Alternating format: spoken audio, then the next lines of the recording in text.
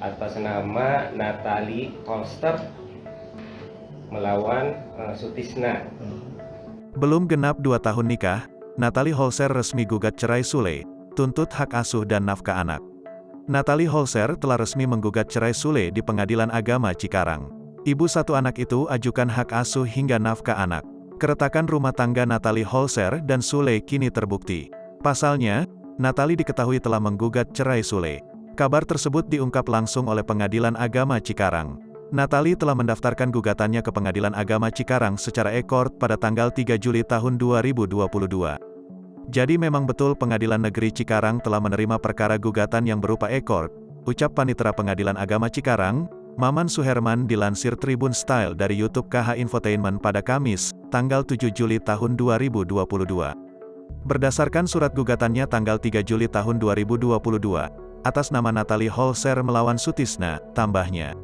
Sidang cerai perdana Natalie dan Sule pun sudah dijadwalkan.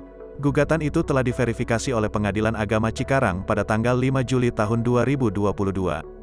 Kemudian telah ditunjuk majelis hakimnya oleh Ketua Pengadilan Agama Cikarang pada tanggal yang sama, jelas Maman.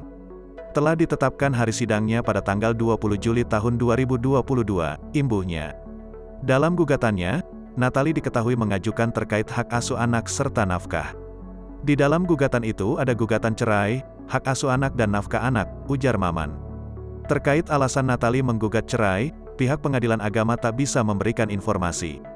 Kalau untuk alasan sendiri itu bukan kewenangan kami. Kami hanya bisa memberikan info sebatas perkara itu sudah masuk atau belum, tutup Maman.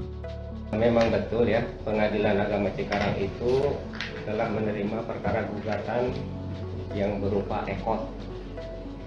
Nah, jadi perkara tersebut berdasarkan surat gugatannya yaitu tanggal 3 Juli 2022 atas nama Natalie Holster yang dikuasakan kepada Mazhab Besar Suriah melawan Sutisna.